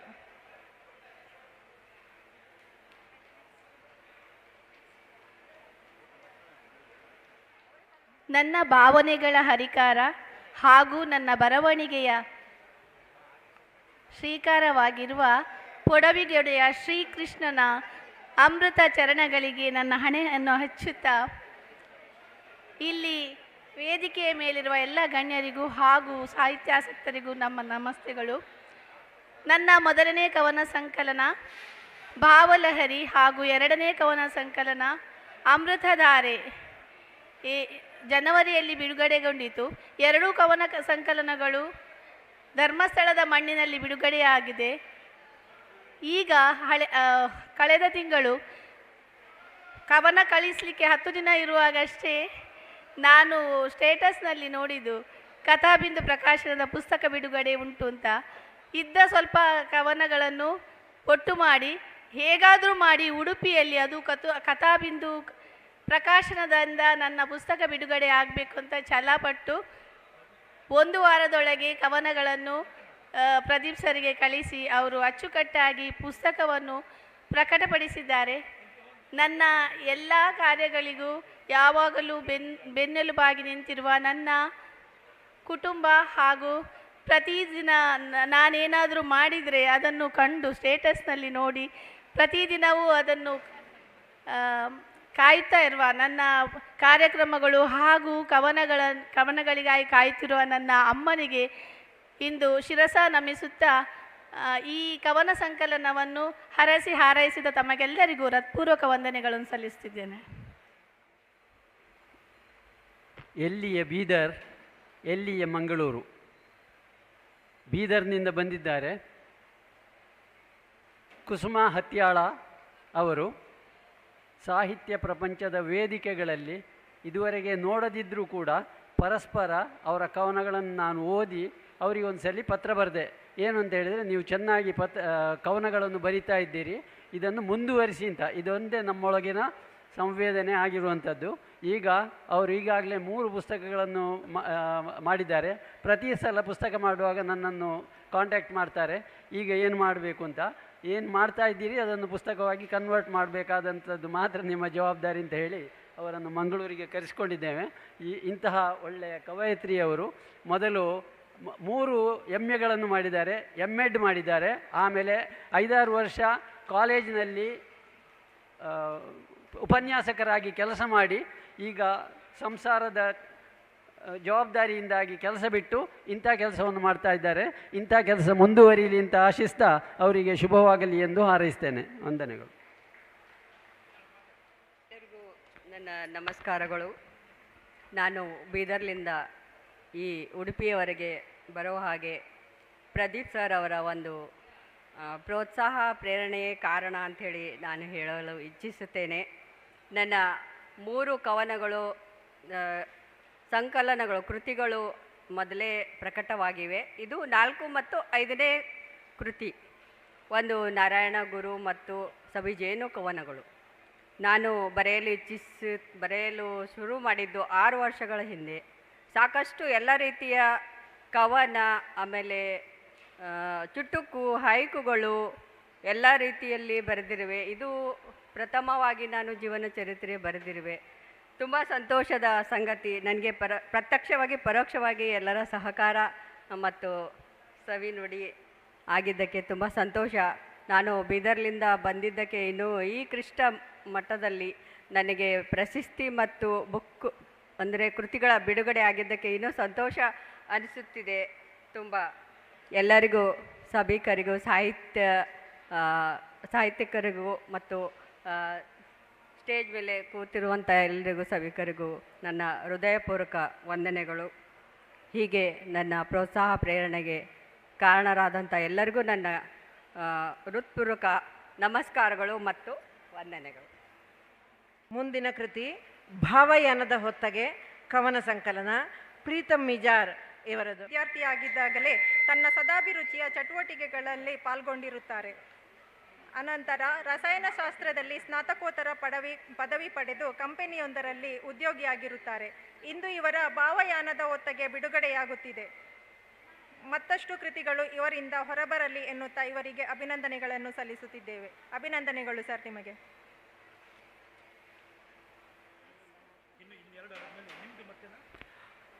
ಕ್ಷೇತ್ರ ಸ್ವಾಮಿ ಒಡಿಪುದ ಶ್ರೀ ಕಿಟ್ಟದೇವಿಯನ್ನ ಪಾದಪುರ್ಪಗು ಪುಡ್ಯಾನ ಬೋರೊಂದು ಬರವುದಪ್ಪೆ ಶಾರದಿನ ಪಾದಗು ಪುಡ್ಯಾನ ಬೋರೊಂದು ವೇದಿಕೆ ಇಪ್ಪು ನಂಚಿತನ ಮಾತ ಬಿನ್ನಿರೆಗ್ಲ ಸೊಲ್ಮೆಣ್ಣು ಸಂದಾಯಿತ ಮಲ್ತೊಂದು ಎನ್ನ ಸುರುತ್ತ ಕವನ ಸಂಕಲನ ಭಾವಯಾನದ ಹೊತ್ತಗೆ 2014 ಇಸವಿ ಹಿಡ್ದು ಒಂದೊಂಜಿ ಕವಿತೆಗಳನ್ನು ಬರೆದು ಇನಿಕ್ಕಾನಾಗ ಒಂದು 30 ಕವಿತೆದ ಕವನ ಸಂಕಲನ ಬಿಡುಗಡೆ ಮಲ್ತೊಂದುಲ್ಲೆ ನಿಕ್ ಬೆರಿತಾಂಗೂರ್ ನಂಚಿತ್ತಿನ ಕಥಾಬಿಂದು ಪ್ರಕಾಶನ ಮಂಗಳೂರು ಮೊಕ್ಲೇಗ್ಲ ಅಂಚನೆ ಈ ಕವನ ಸಂಕಲನಗೆ ಮುನ್ನುಡಿ ಬರೀತ ನಂಚಿತ್ತಿನ ಡಾಕ್ಟರ್ ಯೋಗೇಶ್ ಕೈರೋಡಿ ಆಳ್ವಾಸ್ ಕಾಲೇಜ್ದ ಲೆಕ್ಚರ್ ಮೇರು ಸೊ ಮೆರೆಗ್ಲ ಏನು ಸೊಲ್ಮೆಣ್ಣು ಸಂದಾಯಿತ ಮಲ್ತೊಂದುಲ್ಲೆ ಈ ಭಾವಯಾನದ ಹೊತ್ತಿಗೆ ಒಂಚಿ ಎಲ್ಲ ಕವನ ಸಂಕಲನ ನಿಖಲ್ ಮಾತಿರ್ಲ ಸಹಕಾರ ಮಲ್ಬಿಟ್ಟು ಬಂದು ಓದೋದು ಸಹಕಾರ ಮಲ್ಬಿಟ್ಟು ಬಂದು ಈ ಪೊರ್ಲ ಸಮಯ ಇಡೋಕೆ ಏನೊಂದಿಲ್ಲ. ಧನ್ಯವಾದ. ಕಾಕಿ ಕವಿ ಮಂಜುನಾಥ್. ಶಿವಮೊಗ್ಗದಲ್ಲಿ ನೆಲೆಸಿದ ಇವರು ರಾಜ್ಯದಲ್ಲಿ ಕಾಕಿ ಕವಿ ಎಂದೇ ಪ್ರಸಿದ್ಧರು. ಪೊಲೀಸ್ ಇಲಾಖೆಯಲ್ಲಿ ಪ್ರಾಮಾಣಿಕ ಪೊಲೀಸ್ ಹವಾಲ್ದಾರರಾಗಿ ವೃತ್ತಿ ನಿರ್ವಹಿಸುತ್ತಿದ್ದು, ಪ್ರವೃತ್ತಿಯಲ್ಲಿ ಕವಿಯಾಗಿ ಗುರುತಿಸಿಕೊಂಡು 11 ಕೃತಿ ಲೋಕಾರ್ಪಣೆಗೊಂಡು ಅನೇಕ ರಾಜ್ಯ, ರಾಷ್ಟ್ರ ಮಟ್ಟದ ಪ್ರಶಸ್ತಿ ಪಡೆದಿರುತ್ತಾರೆ. 12ನೆಯ ಕಾಕಿ ಕವಿಯ ಕವಿತೆ ಕಾರಂಜಿ ಹಾಗೂ ಕಾವ್ಯಧಾರೆ ಕವನ ಸಂಕಲನಗಳು ಇಂದು ಬಿಡುಗಡೆಯಾಗುತ್ತಿವೆ. ಮುಖ್ಯಮಂತ್ರಿ ಚಿನ್ನದ ಪದಕ ವಿಜೇತರಾಗಿರುವ ಇವರಿಗೆ ಅಭಿನಂದನೆಗಳು.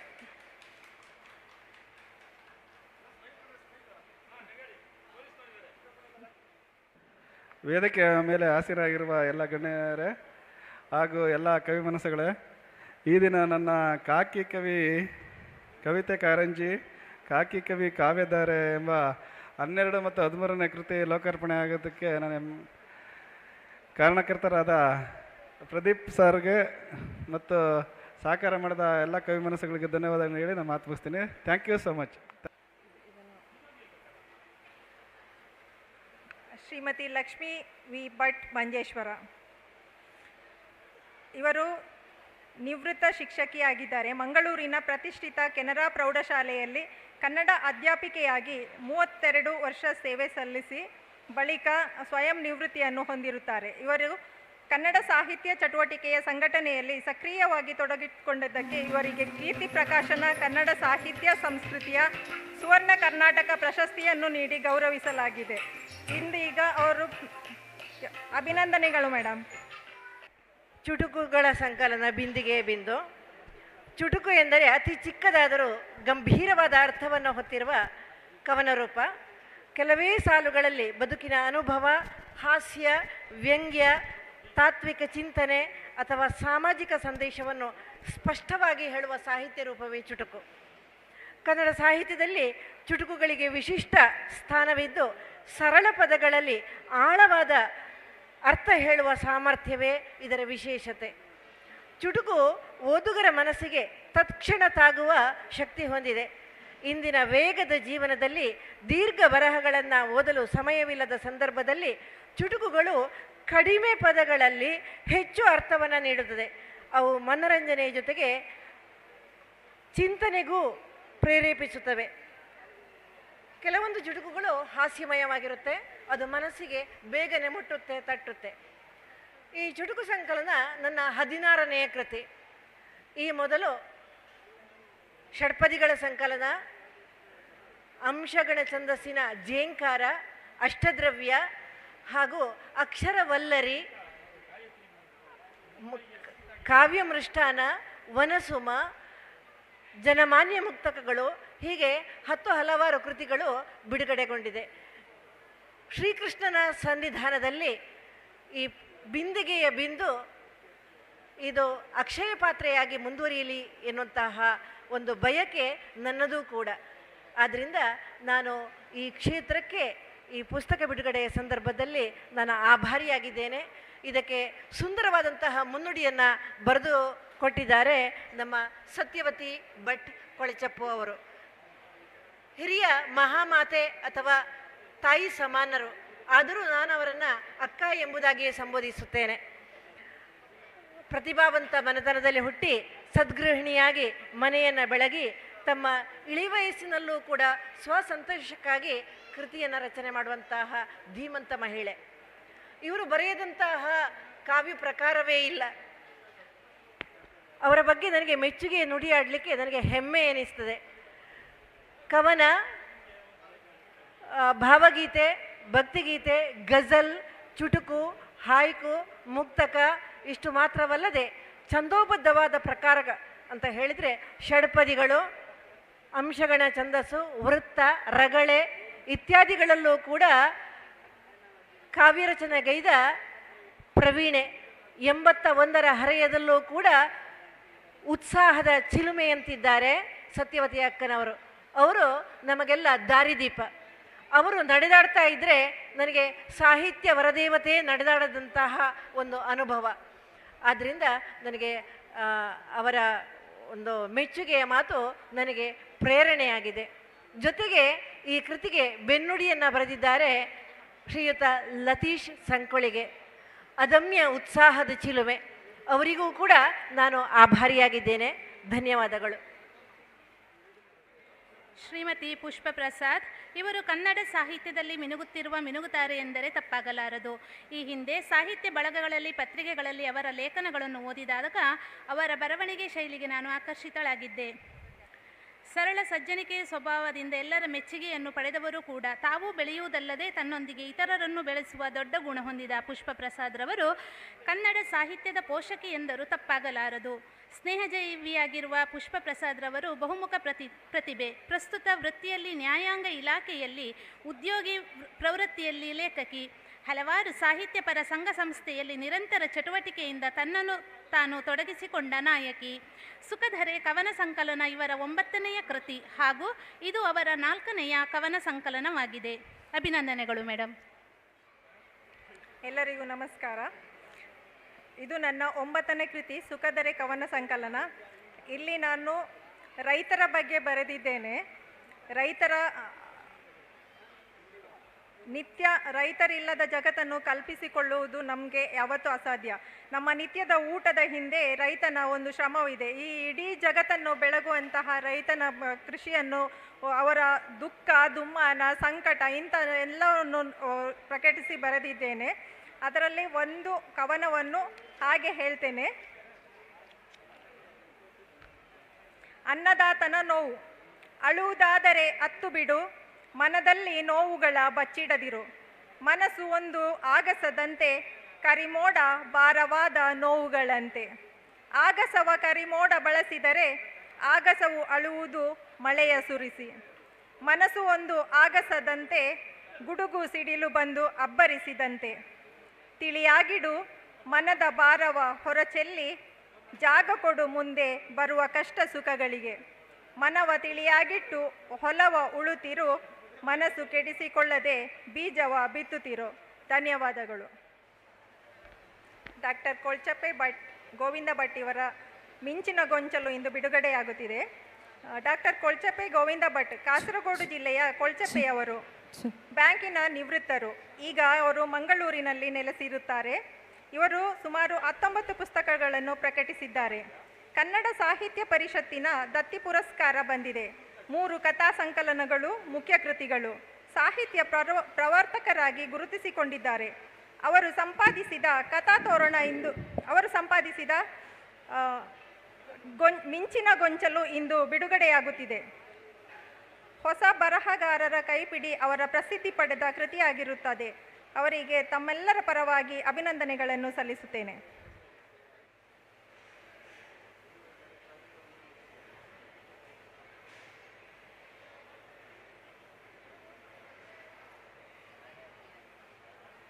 ಸರ್, ಮಿಂಚಿನ ಗೊಂಚಲಿನ ಬಗ್ಗೆ ತಮ್ಮ ಒಂದೆರಡು ಅನಿಸಿಕೆಗಳನ್ನು ತಮ್ಮ ಮಾತುಗಳ ಮೂಲಕ ಮಂಡಿಸಬೇಕಾಗಿ ವಿನಂತಿಸುತ್ತೇನೆ.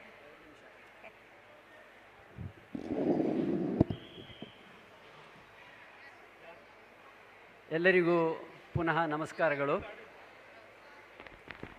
ಎಲ್ಲಿಯ ಬೆಳಗಾವಿ, ಎಲ್ಲಿಯ ಮಂಗಳೂರು, ಸಾಹಿತ್ಯ ಅಂಥವರನ್ನೆಲ್ಲ ಒಟ್ಟೊಟ್ಟಿಗೆ ಸೇರಿಸ್ತದೆ. ಇದು ಮಿಂಚಿನ ಗೊಂಚಲು ಎಂಬುದು ಸ ರಾ ಸುಳಕುಡೆ ಎನ್ನುವ ಒಬ್ಬರು ಸಾಹಿತಿಯ ಒಟ್ಟು ಸಾಹಿತ್ಯ ಅಂತ ಹೇಳಿದರೆ 150 ಕೃತಿಗಳನ್ನು ಮಾಡಿದವರವರು. ಹೆಚ್ಚು ಕುವೆಂಪು ಹಾಗೆ ಅಥವಾ ಬೇಂದ್ರೆಯವರ ಹಾಗೆ ಹೆಸರು ಬರದಿದ್ದರೂ ಕೂಡ ಅಷ್ಟೇ ಶ್ರಮ ಮಾಡಿ 150ಕ್ಕಿಂತ ಹೆಚ್ಚು ಕೃತಿಗಳನ್ನು ಮಾಡಿದವರು. ಬೆಳಗಾವಿಯಲ್ಲಿ ಒಂದು ಕಾರ್ಯಕ್ರಮದಲ್ಲಿ ನನ್ನನ್ನು ಕರೆದು ನನ್ನ ಪುಸ್ತಕಕ್ಕೆ ಸನ್ಮಾನ ಮಾಡಿದರು. ಆ ಸಂದರ್ಭದಲ್ಲಿ ಅವರು ನನ್ನ ಹತ್ರ ಬಂದು ಹೇಳಿದರು, ನಾನು ಇಷ್ಟೊಂದು ಸಾಹಿತ್ಯ ಬರೆದಿದ್ದೇನೆ, ಅದಕ್ಕೇನಾದರೂ ಒಂದು ಗತಿ ಕಾಣಿಸಿ ಜನರಿಗೆ ಮುಟ್ಟಿಸಿ ಅಂತ ಹೇಳಿದೆ. ಒಂದು ವಿನಂತಿ ಮಾಡಿಕೊಂಡರು. ಸುಮಾರು 75-80 ವರ್ಷ ಪ್ರಾಯದವರು, ಸರ್ಕಾರಿ ಕೆಲಸದಲ್ಲಿದ್ದು ಅಷ್ಟು ಪುಸ್ತಕಗಳನ್ನು ಬರೆದವರು. ನಾನು ನನ್ನದೇ ರೀತಿಯಲ್ಲಿ ಮಾಡ್ತೇನೆ, ನಿಮಗೆ ಆಗ್ಬೋದಾದರೆ ನಾನು ಆ ಕೆಲಸವನ್ನು ವಹಿಸ್ತೇನೆ ಅಂತ ಹೇಳಿದೆ. ಖಂಡಿತವಾಗಿ ನೀವು ನಿಮಗೆ ಬಂದ ಹಾಗೆ ಮಾಡಿ ಅಂತ ಹೇಳಿದರು. ಹಾಗೆ ನಾನು ಅವರ 150 ಪುಸ್ತಕಗಳನ್ನು ಬೇರೆ ಬೇರೆಯವರಿಗೆ ಹಂಚಿ ಒಬ್ಬೊಬ್ಬರಿಂದ ಒಂದೊಂದು ಲೇಖನಗಳನ್ನು ಆಯಾ ಪುಸ್ತಕದ ಬಗ್ಗೆ ಬರೆದು ಅವುಗಳನ್ನು ಸಂಪಾದಿಸಿದ ಕೆಲಸ ಮಾತ್ರ ನನ್ನದು, ಆ ಆರ್ಗನೈಸೇಷನ್ ಮಾತ್ರ ನಂದು. ಉಳಿದ ಕೆಲಸ ಎಲ್ಲ ಉಳಿದವರು ಮಾಡಿದರೂ ಕೂಡ ಇದು ಒಂದು ಒಳ್ಳೆಯ ಅನುಭವವನ್ನು ನನಗೆ ಕೊಟ್ಟಿದ್ದು. ಆದ ಕಾರಣ ನಾನು ಆ ಕೆಲಸವನ್ನು ಒಪ್ಪಿಕೊಂಡದ್ದು ಕೂಡ ಅದೇ ಕಾರಣಕ್ಕಾಗಿ. ಹಾಗೆ ಇದನ್ನು ಅವರ ಖರ್ಚಿನಲ್ಲಿ 400 ಪುಟದ ಪುಸ್ತಕ ಇದು. 400 ಪುಟವನ್ನು ಅಟ್ಲೀಸ್ಟ್ ಓದಿ ಅದನ್ನು ಅರ್ಥ ಮಾಡಿಕೊಂಡು ಅದರಲ್ಲಿ ತಿದ್ದುಪಡಿ ಮಾಡಿಕೊಂಡು ಅದನ್ನು ಒಂದು ಪುಸ್ತಕ ರೂಪಕ್ಕೆ ಇಷ್ಟು ಚಂದ ಮಾಡಿ ನೋಡಿ, ಎಷ್ಟು ಚಂದ ಮಾಡಿದ್ದಾರೆ ಅಂತ ಹೇಳಿ ಇಂತಹ ಪುಸ್ತಕವನ್ನು ಬಿಡುಗಡೆ ಸಂಪಾದಿಸುವಂತಹ ಒಂದು ಅನುಭವ ನನಗೆ ಬಂದದ್ದು ಈ ಪುಸ್ತಕದ ಪ್ರಾಪ್ತಿ. ಎಷ್ಟೇ ಕೆಲಸ ಇದ್ದರೂ ಕೂಡ ಅನುಭವ ಎಂಬುದು ನಮ್ಮೊಳಗೆ ಸೇರಿಕೊಳ್ತದೆ. ಆದ ಕಾರಣ ಈ ಪುಸ್ತಕ ಮಾಡಿದ ಬಗ್ಗೆ ನನಗೆ ಅತ್ಯಂತ ಸಂತೃಪ್ತಿ ಇದೆ. ಮತ್ತು ಅದನ್ನು ಮಾಡಿಸಿಕೊಂಡಂತಹ ಸುಳಕುಡೆ ಒಂದು ದೇವರಂತಹ ಮನುಷ್ಯ ಅವರು. ಅವರ ಈ ಕೆಲಸವನ್ನು ಮಾಡಿದ ಬಗ್ಗೆ ತುಂಬ ಸಂತೋಷ ಇದೆ. ಮತ್ತು ಅಂತಹ ಕೆಲಸಗಳು ಯಾವುದು ಬಂದರೂ ಕೂಡ, ಹೊಸ ಕೆಲಸಗಳು ಯಾವುದು ಬಂದರೂ ಕೂಡ ನಾನು ಮಾಡ್ತೇನೆ. ಇದನ್ನು ಸಭಿಕರ ಮುಂದೆ ಹೇಳಲಿಕ್ಕೆ ನನಗೆ ಒಂದು ಥರ ಹೆಮ್ಮೆಯೂ ಆಗ್ತದೆ. ಇದನ್ನು ಹೇಳಿ ನನ್ನ 2 ಮಾತುಗಳನ್ನು ಮುಗಿಸ್ತೇನೆ. ನಮಸ್ಕಾರಗಳು. ಸಂತೋಷ ತಂದಿದೆ. ಈಗ ಅವರ ಬಗ್ಗೆ ಒಂದೆರಡು ಮಾತುಗಳನ್ನು ನಮ್ಮ ಪ್ರದೀಪ್ ಕುಮಾರ್ ಅವರು ಹೇಳ್ತಾರೆ. ಶ್ರೀಯುತ ನೇರಂಬಳ್ಳಿ ಸುರೇಶ್ ರಾವ್ ಶ್ಯಾಮರಾವ್ ಕುವೇಟ್ ರವರ ಸ್ವರಚಿತ ಭಕ್ತಿಗೀತೆಗಳ ಕವನ, ಕವಿತೆ, ಹನಿಗವನಗಳ ಚುಟುಕ ಐಕುಗಳ ಸಂಗ್ರಹ. ಇವರು ನನಗೆ ಸಾಧಾರಣ ಈಗ ಒಂದು 4-5 ದಿನ ಇರ್ಬೋದು, ಒಂದು 5 ಡೇಸ್ ಹಿಂದೆ ನನಗೆ ಪರಿಚಯ ಆದರು. ಈ ಥರ ಒಂದು ಪುಸ್ತಕ ಮಾಡಿಕೊಡಿ ಅಂತ ಹೇಳಿದರು. ನಾನು ಈ ಪುಸ್ತಕನ ಹಗಲು ರಾತ್ರಿ ಕೇವಲ 3 ದಿನದಲ್ಲಿ ತಯಾರು ಮಾಡಿಕೊಟ್ಟೆ. ಇದಕ್ಕೆಲ್ಲ ಕಾರಣ ನಮ್ಮ ಪ್ರೆಸ್ನವ್ರಿಗೆ ಹೇಳಬೇಕು. ಪಾಪ ರಾತ್ರಿ ಹಗಲು ಕೂತು ದುಡಿದು ಈ ಪುಸ್ತಕವನ್ನು ಖಾಲಿ 3 ದಿನದಲ್ಲಿ ನಿನ್ನೆ ರಾತ್ರಿ ಫಿನಿಷ್ ಮಾಡಿ ನನಗೆ ತಂದುಕೊಟ್ರು. 9 ಗಂಟೆಗೆ ನಾವು ನಮ್ಮ ಪೆರಾಜಿಯವರು ಕಾರ್ನಲ್ಲಿ ಹೊರಡುವಾಗ ಆ ಟೈಮಿಗೆ ನಮಗೆ ಪುಸ್ತಕ ಕೊಟ್ಟರು. ತುಂಬ ಸುಂದರವಾದ ಅಚ್ಚುಕಟ್ಟಾಗಿ ಪುಸ್ತಕವನ್ನು ನಾವು ತುಂಬ ಚೆನ್ನಾಗಿ ಬರೆದಿವಿ. ದೂರದ ಕುವೈಟಿಂದ ನಮ್ಮ ಈ ರಾಜ್ಯಾಂಗಣದ ಈ ಕಾರ್ಯಕ್ರಮಕ್ಕೆ ನಮ್ಮ ಊರಿನವರೇ, ಕನ್ನಡದವರೇ, ಅವರು ಅಚ್ಚ ಕನ್ನಡಿಗರು, ಕುಂದಾಪುರದವರು, ನೇರಂಬಳ್ಳಿ ಅಂತೇಳಿ ಕಳೆದ 25 ವರ್ಷದಿಂದ ಕುವೈಟ್ನಲ್ಲಿದ್ದಾರೆ. ಮೊನ್ನೆ ಯುದ್ಧ ಆಗಿ ತುಂಬ ನಮ್ಮ ಕನ್ನಡಿಗರು ಸಿಲುಕಿದಾಗ ತುಂಬ ಕನ್ನಡಿಗರಿಗೆ ತುಂಬ ಆತ್ಮೀಯವಾದ ಹೆಲ್ಪ್ಗಳನ್ನು ಕೂಡ ಮಾಡಿದ್ದಾರೆ. ಅವರ ಊಟ ವಸತಿ ಎಲ್ಲ ಕೂಡ ನೋಡ್ಕೊಂಡಿದ್ದಾರೆ. ಅಷ್ಟು ಅಚ್ಚುಕಟ್ಟಾಗಿ ನೋಡಿಕೊಂಡಂಥ ಒಂದು ಸಮಾಜ ಸೇವಕರು ಇಂದು ನಮ್ಮೊಂದಿಗೆ ಬರ್ತಾಯಿದ್ರು. ಹಾಗಾಗಿ ಇವರಿಗೋಸ್ಕರ ನಾವು ಈ ವೇದಿಕೆಯಲ್ಲಿ ಈ ಸುಂದರ ಸಂಜೆಯಲ್ಲಿ ಪುಸ್ತಕವನ್ನು ಬಿಡುಗಡೆ ಮಾಡುವ ಒಂದು ಅವಕಾಶ ನಮಗೆ ಅವರು ಕಲ್ಪಿಸಿಕೊಟ್ಟಿದ್ದಾರೆ. ಅದಕ್ಕೆ ಅವರಿಗೆ ಧನ್ಯವಾದವನ್ನು ಹೇಳ್ತಾ, ಈಗ ಅವರ ಕವಿ ಸುರಾದಿ ಎನ್ನುವ ಕವನ ಸಂಕಲನ ಪುಸ್ತಕ ಇದೀಗ ನಿಮ್ಮಲ್ಲಿ ಅನಾವರಣಗೊಳ್ಳಲಿದೆ. ಅವರಿಗೆ ಹೃತ್ಪೂರ್ವಕವಾದ ಕೃತಜ್ಞತೆಗಳು. ಇನ್ನೋರ್ವ ಅತಿಥಿಗಳಾದ ಶ್ರೀ ಜಯಾನಂದ ಪೆರಾಜೆ ಇವರಿಗೆ ಮನದಾಳದ ಧನ್ಯವಾದಗಳು. ಕವಿಗೋಷ್ಠಿಯ ನಿರೂಪಣೆಯನ್ನು ಉತ್ತಮವಾಗಿ ನಿರ್ವಹಿಸಿದ ಶ್ರೀಮತಿ ಪುಷ್ಪಾ ಪ್ರಸಾದ್ ಹಾಗೂ ತಂಡ